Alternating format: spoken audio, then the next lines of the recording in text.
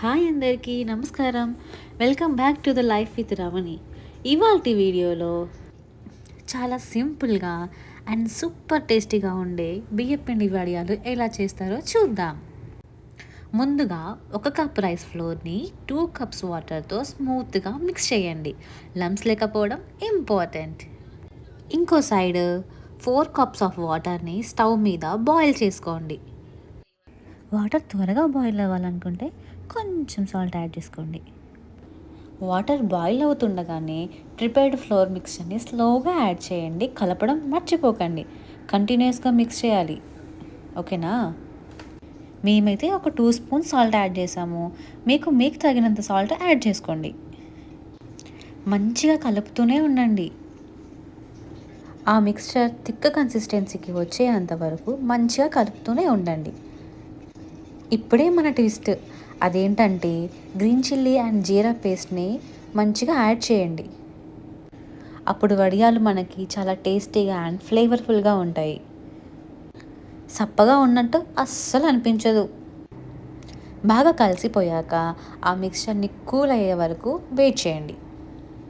ఆ తర్వాత ఒక మంచి కాటన్ క్లాత్ని మీ టెర్రస్ పైన వేసుకోండి. ఆర్ మీకు ఎక్కడ ఎండ కొడుతుంటే అక్కడే వేసుకోండి. ఏం ప్రాబ్లం లేదు. ఆ క్లాత్ పైన మంచిగా వడియాలు వేసుకోండి. స్పూన్ అయితే స్పూన్, గంట అయితే గంట. మా మమ్మీ ఎలా చూపిస్తుందో అలానే వేయండి. మీకు ఇంకేదైనా వెరైటీస్ వస్తే అలా కూడా వేసుకోండి.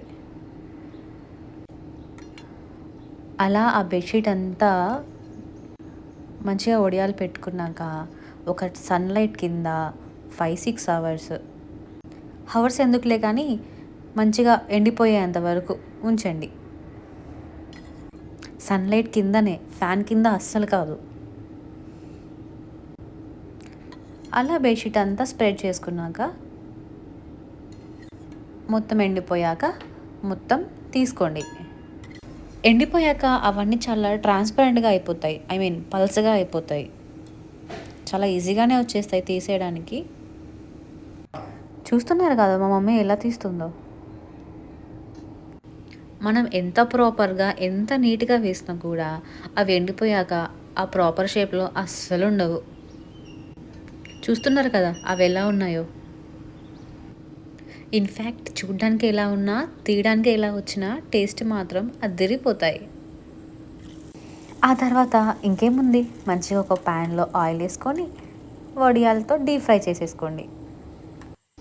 ఇంకా హాట్ రైస్కి మామిడికాయ పప్పు, టమాటో పప్పు చేసుకొని ఈ వడియాలు నంచుకొని తింటే సూపర్గా ఉంటుంది. చూసారు కదా మా మమ్మీ చేసిన వడియాలు ఎంత క్రంచీగా ఉన్నాయో. బాయ్.